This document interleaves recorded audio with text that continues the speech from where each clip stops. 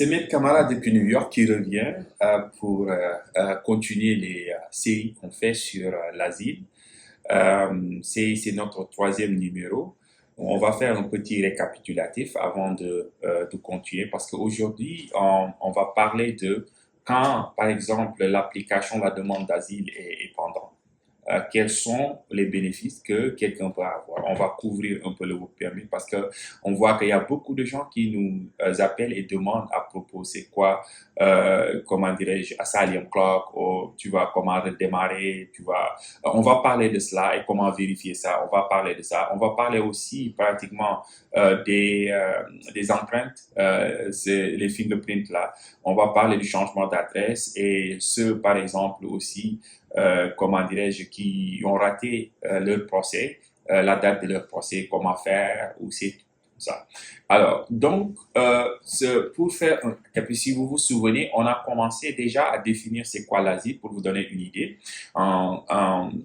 Juste vous rappeler le pourquoi on fait ces vidéos-là, c'est pour aider les gens, par exemple, qui n'arrivent pas à trouver d'avocats et autres, et même ceux qui ont des avocats, à pouvoir comprendre au fait ce qui est devant eux, comment la procédure va se faire, parce que on croit que, par exemple, quelqu'un, plus tu comprends la loi de l'asile et la procédure, mieux tu auras une chance de gagner ton procès et autres. Et malheureusement, comme c'est pas facile, il y en a beaucoup qui peinent à trouver une représentation et autres. S'ils ont en tout cas à se représenter eux-mêmes, au moins qu'ils comprennent le minimum. OK? Alors, donc, on avait décrit la loi de l'asile, définir l'asile et la procédure, les deux audiences. La première, là où le juge va rapidement vérifier les informations, et la deuxième, là où il va te juger réellement en donnant une date et donner une idée comment ça va se passer. OK? Alors, mais plus important, la fois passée, on a expliqué un peu, même en donnant des cas pratiques, quelqu'un, par exemple, qui voudrait comprendre généralement localiser, comprendre son cas, sa situation, c'est son cas est dans quel tribunal et aussi la différence entre les deux audiences. La première, parce qu'il y a beaucoup de gens qui sont un peu confus, ils disent que oh, c'est la troisième fois que je vois le juge, entre la différence entre master calendar hearing et individual hearing, parce que c'est très important. Je me rappelle quelqu'un qui me disait que la semaine passée, je pense qu'il est allé à une audience, mais il savait pas qu'il allait être jugé ce jour-là. Il pensait que c'était juste une audience comme les autres audiences. OK? Alors, il y a une façon de savoir ça et on l'a démontré dans les vidéos précédentes avec le lien. Et ce lien-là, on va l'afficher sur cette vidéo même pour vous rappeler parce que c'est encore une fois un lien le plus important parce que ça vous donne toutes les informations sur votre cas.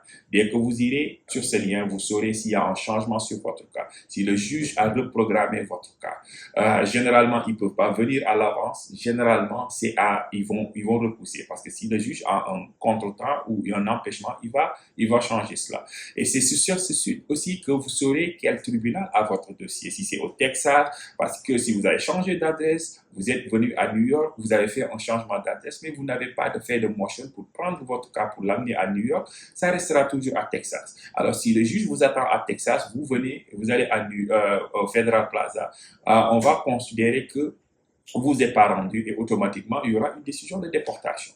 Et sur ce lien, vous aurez ces informations. Et alors, vous saurez exactement. Et mieux encore, on vous a montré, par exemple, pour quelqu'un, parce qu'il y a des cas où le dossier n'est pas ouvert. Le dossier, quand vous voyez le truc en rouge, là, quand on l'a démontré, ça veut dire qu'il n'y a pas encore de juge qui est affecté, qui a votre dossier. Et si tel cas se présente, ce que vous deviez savoir, c'est que vous devez envoyer votre application d'asile, mais pas avec le haut tribunal, mais avec USCIS pour pouvoir avoir le work permit et autres et attendre votre jour.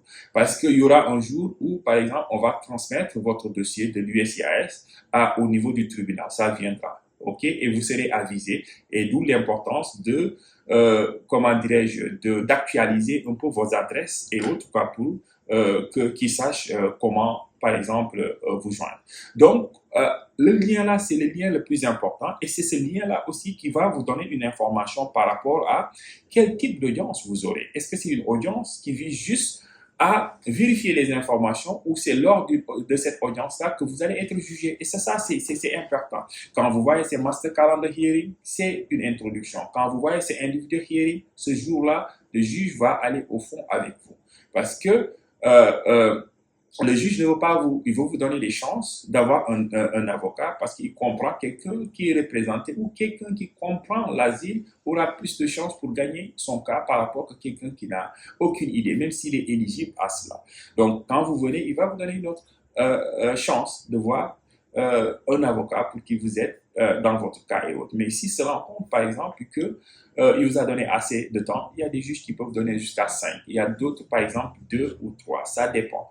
Alors, c'est impératif de comprendre quel type d'audience avant d'y aller, si vous voyez. Et donc, c'est en allant encore une fois sur ce lien que vous pouvez le faire. Aujourd'hui, on va couvrir maintenant les bénéfices. Right? Quand vous faites votre demande d'asile, le truc, c'est pour avoir les papiers, la green card. Right? Si le juge vous donne cela, automatiquement, vous avez le statut. OK? Alors, vous pouvez travailler, vous pouvez même faire venir votre famille. Il y a une application qui est I-730 là. Si vous avez des enfants, ils peuvent vous revenir. Mais maintenant, vous devez attendre 1 an pour pouvoir faire une demande de green card. Vous faites, si vous gagnez, et vous aurez la green card. Après la green card aussi, vous pouvez toujours faire venir votre famille. Ça, c'est les bénéfices. Alors, si le juge ne vous donne pas l'asile, il ne va pas vous laisser comme ça. Il va aussi voir si, parce que la demande d'asile est accompagnée avec ce qu'on appelle withholding, qui est la suspension de la déportation, et aussi la convention contre la torture. Il faut savoir que dès que vous êtes dans la procédure d'asile, vous avez fait une demande d'asile, vous êtes sur une procédure qu'on appelle une procédure de déportation. Et dès que vous êtes sur cette procédure de déportation, soit on vous donne les papiers ou soit on vous déporte, généralement. OK? Alors, le juge peut dire, je ne vais pas vous donner l'asile, mais je vais suspendre votre déportation. OK? En vous donnant éternellement un work permit que vous pouvez renouveler. Le seul truc, c'est que vous ne pouvez pas voyager hors du pays. Right? Et vous ne pouvez pas faire venir vos enfants. OK? Mais l'avantage, c'est quoi? C'est que si votre statut change, vous vous mariez à un citoyen ou que vous avez des enfants qui peuvent vous faire la pétition pour vous, automatiquement, on peut réouvrir et faire en sorte que vous ayez vos papiers. Donc, c'est mieux que la déportation. C'est mieux que rien. OK? Alors, mais l'autre avantage, c'est quoi? La loi dit que dès que vous faites votre demande, 6 mois après 150 jours, vous avez le droit d'avoir le work permit. OK? C'est cela. Vous faites 150 et vous faites le work permit. Mais il y a une autre loi qui dit, OK, si vous faites votre demande, right, parce que c'est très normal, on sait que l'asile prend du temps à être décidé. On veut que vous soyez, par exemple, opérationnel, vous prendre en charge financièrement. Alors, pendant le temps où votre truc est en attente. Mais à condition que vous ne causiez pas, en tout cas, un retard. Parce que, d'après la loi, OK, quelqu'un qui, si ta demande est pendant et en suspens, et que, par exemple, tu fais quelque chose, en tout cas, qui cause ce retard, automatiquement, ça peut affecter ton éligibilité pour le work permit. On entend très souvent, et c'est notre deuxième point, asylum clock. Hey, maître, on a arrêté mon horloge, l'asylum clock là. Et comment faire pour redémarrer? Est-ce que j'ai appelé aussi, mais il n'y a pas d'asylum clock? Donc, on va expliquer. Asylum clock, déjà, c'est quoi? C'est un système qui permet un peu la communication entre le tribunal et USCIS. Le tribunal ne produit pas de work permit. C'est le juge qui doit te juger pour que tu aies ton asile ou pas. Il va décider ton asile. Mais le work permit est décidé et donné par USCIS. Alors, il faudrait un système où ils vont communiquer pour savoir, tu ne l'as pas fait avec eux, tu l'as fait avec le tribunal, mais ils ont besoin de savoir combien de jours, parce que la loi dit, si tu fais 150 jours, tu es éligible à cela. Donc, c'est ça qui explique la création de cette asylum clock. Deuxième question. Alors, pourquoi je n'ai pas d'asylum clock? C'est l'autre question qui est posée. Alors, ça peut être pour différentes raisons. Premièrement, déjà, quelqu'un qui a fait son cas, parce que n'oubliez pas, quand je démontrais, il y a des gens, par exemple, si ton cas est fermé, tu n'as pas de tribunal où l'envoyer, c'est à USCIS. Et quand tu envoies, et c'est là aussi qui crée des paniques, il y a des gens qui disent, oh, mon cousin a envoyé son truc, il a reçu 2 lettres de USCIS, 3 semaines ou 4 semaines. Alors moi, mon avocat a envoyé mon dossier, mais je n'ai jamais reçu. Généralement, les tribunaux, même s'ils opèrent différemment, n'envoient pas de lettre pour confirmer que ton truc est envoyé. Et si c'est un avocat qui l'a fait, ça s'est fait automatiquement. OK? Ça s'est fait online. Donc, c'est quand tu envoies à USCIS, ils envoient une preuve que, oh, on a reçu et on l'a fait. Alors, généralement, c'est cette lettre-là qui confirme qu'ils ont reçu ton application. Tu dois commencer à compter à partir de la réception de cette lettre si tu as envoyé avec USCIS. Il faut faire la différence. Parce que quelqu'un qui a envoyé à l'USCIS, il me dit, hey, là, est-ce que je peux voir mon Asylum Clock là?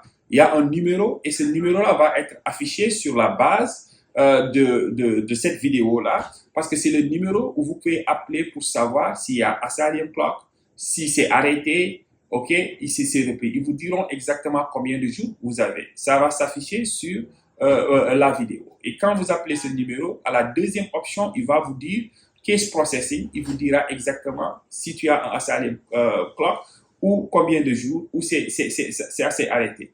Alors, pour quelqu'un qui a envoyé son dossier au niveau de l'USCIS, même s'il appelle, ils ne le verront pas parce qu'il ne l'a pas envoyé au niveau du tribunal. Donc, lui, il n'a pas besoin d'Asylum Clock parce que la lettre de réception, c'est USCIS qui donne le work permit. Donc, il n'a pas besoin de clock. Ils ont une preuve avec cette lettre-là que tu leur as envoyée. Et généralement, même ceux qui font, quand tu t'approches de 650, des fois, ils t'envoient une autre lettre pour te dire que tu y es éligible à cela. Mais j'ai vu que récemment, ils n'ont pas fait pour tout le monde. Ce qui veut dire compte tes jours. Si tu es venu 1er janvier, généralement, c'est fin mai que tu auras 550 jours. Tu peux commencer la procédure. Et ils ont un mois pour faire la production, pour décider ton cas de work permit. Ce qui fait, on parle de 6 mois au lieu de 150 jours. Maintenant, ce qui explique que des fois, que tu n'as pas Asylum Clock. OK, si tu l'as envoyé au niveau du tribunal. Ça peut être différent, comment dirais-je, raison. Ton avocat peut bien même envoyer parce qu'il dit, hey, il y a mon avocat qui a envoyé mon dossier, il m'a donné la preuve qu'il a envoyé, mais quand j'appelle le numéro, on me dit, tu n'as pas d'Asylum Clock. La faute, c'est pas ton avocat. Le tribunal aussi, ils sont tellement débordés et il y a des juges, c'est les juges qui doivent rentrer dans le système pour que le système commence à compter. Moi-même, il m'est arrivé avec un client qui a paniqué parce qu'on a envoyé, mais il me dit qu'il n'a toujours pas d'Asylum Clock. Ça, c'est très facile. Quand le cas se présente, faites le savoir à votre avocat pour lui dire que hey, je n'ai pas d'Asylum Clock. C'est généralement une erreur qui se fixe d'elle-même parce que c'est peut-être que le tribunal a oublié le cabinet du juge a oublié d'entrer l'information dans le système. OK, il peut le faire à tout moment. Il m'est arrivé un cas où j'ai été obligé de les appeler ou d'aller sur place pour que, parce que le juge était en formation, c'était un nouveau juge. Donc, c'était très normal. Mais ça, c'est pas un problème. Donc, ça peut expliquer que vous ayez fait ça, envoyé et que vous n'avez pas raté votre rendez-vous et que vous n'avez pas de clock. Mais ça, c'est un problème qui peut être réglé très facilement. Maintenant, la deuxième question, c'est quand on arrête votre clock. Je vous ai dit, la loi dit que si vous causez ou faites quelque chose qui crée un retard, vous avez envoyé votre demande de work permit, mais on vous convoque dans votre premier rendez-vous, même audience, vous allez, mais sans avocat. Ça, le juge interprète ça comme vous n'êtes pas prêt à avoir une date. Il va vous dire, OK, parce que eux, ils préfèrent que vous ayez un avocat. Il va vous donner plus de temps. Mais il va arrêter votre horloge parce que c'est la loi. OK? C'est l'une des raisons qui cause. Il y a une autre raison, c'est quoi? Ça dit que vous avez envoyé votre dossier et que vous avez décidé entre-temps de changer de tribunal. Vous étiez à Texas, oh, maintenant je vais envoyer. OK, c'est mieux, c'est vous qui avez créé ce retard. Automatiquement aussi, ça va envoyer. OK, ça nous amène à la troisième question maintenant de savoir si mon clock là, on l'a arrêté, comment faire pour redémarrer? clock. Alors là aussi, il y a confusion, il y a beaucoup qui nous appellent pour dire, mais merde, je cherche un avocat pour m'aider, vraiment, vraiment, il faut m'aider à redémarrer le clock. Alors, il faut comprendre que c'est pas que l'avocat va écrire un papier ou appeler pour dire redémarrer le clock. Il y a quelque chose qui a causé que votre application, votre demande, votre clock a été arrêté. C'est quoi? Parce que vous n'avez pas de représentation. Et cela n'a pas changé, parce que si vous n'avez pas trouvé d'avocat qui envoie au tribunal une lettre de représentation E28 pour montrer qu'il est votre avocat, la situation n'est pas réglée. Ce qui veut dire que pour régler la situation d'après la loi, il faudrait que la personne déjà s'engage à vous représenter, right? Et que aussi les instructions, les papiers des instructions, si vous avez une représentation, le D28 avec, et vous l'envoyez, et ils vont vous programmer. Il nous arrive parce qu'eux aussi, ils sont submergés. Il m'est arrivé des cas où c'est à la deuxième, on a refait deuxième fois pour envoyer pour qu'ils programment pour certains clients. Parce que tu peux envoyer, ils peuvent ne pas le faire ou je sais pas, en tout cas oublier de programmer ça. Il faut en tout cas vous assurer que en tout cas c'est fait parce que c'est très important. La bonne nouvelle c'est que si vous n'avez pas fait les empreintes, ça ne vous empêchera pas d'avoir le work permit à temps nommé. Parce que si vous faites une demande de work permit, vous allez avoir le work permit, même si, par exemple, vous n'avez pas encore fingerprint. Donc, fingerprint, c'est surtout essentiel avant le grand procès, le dernier procès. Alright. Le quatrième point, c'est le changement d'adresse. Ouais. Si vous voulez changer d'adresse, il faut aussi vous assurer que right, le changement d'adresse, vous avez fait changement d'adresse et que vous avez aussi, parce que vous pouvez changer d'adresse sans pour autant que votre cas reste toujours au même tribunal. Je vous donne un exemple. Quelqu'un qui déménage pour aller à New Jersey, par exemple, si tu vas à New Jersey, right, mais ton case là, c'est toujours ici à New York, right, si tu veux, tu peux laisser, c'est juste tu as actualisé ton adresse, right, mais ton cas est toujours à New York. Si tu souhaites maintenant prendre ton cas et l'amener à New Jersey, c'est à ce niveau-là tu dois faire une motion pour demander au juge de transférer ton cas au niveau de l'adresse. Mais ce n'est pas uniquement le changement d'adresse qui va transférer ton cas de New York à New Jersey. Right? Et il faut aussi, le dernier point, c'est les gens, par exemple, qui ont raté le cas parce qu'on leur a donné un rendez-vous, mais ils ne sont pas venus et le juge a automatiquement donné une ordre de déportation. OK? Si tel cas se présente parce que vous n'avez pas reçu des informations ou que, parce que je vois qu'il y a beaucoup de juges qui sont compréhensifs, vous pouvez faire, et il faut essayer de le faire le plus rapidement possible, ce qu'on appelle une motion, là où vous demandez, vous envoyez pour demander au juge pour qu'il réouvre ça. Et vous pouvez même faire ça vous-même. C'est pas trop compliqué en donnant les raisons pour lesquelles vous n'avez pas, par exemple, vous n'êtes pas présenté. Et par exemple, si vous n'avez pas reçu vos courriers et autres et que vous avez certaines preuves, genre que j'ai moi-même fait update, j'ai actualisé mon adresse, j'ai fait cette application, mais j'ai jamais reçu le truc là, donc je savais pas. Ça peut, le juge va ouvrir. Et généralement, ils n'ont pas de problème à arriver parce qu'ils n'ont aucun intérêt à vous dénier pratiquement ce droit. C'est pour cela, encore une fois, le lien là qu'on a partagé, c'est un lien, par exemple, qui vous arrange plus parce que c'est le lien qui vous permettra de savoir chaque semaine si vous vous loguez, si oui ou non, par exemple, votre cas est toujours en cours, comme ça vous n'allez pas rater votre procès. Donc, c'est là où on va s'arrêter aujourd'hui. La prochaine fois, on va faire le thème le plus important, à savoir l'histoire, comment pratiquement écrire l'histoire et comment aussi chercher les preuves et vous donner des tips sur des choses à éviter généralement et qui renforcent aussi quand vous êtes devant le juge et que on va vous soumettre aux interrogations et autres. Parce qu'il faut savoir que vous serez le premier témoin et c'est vous, par exemple, qui racontez tout du début à la fin. Donc, stay safe and know your right.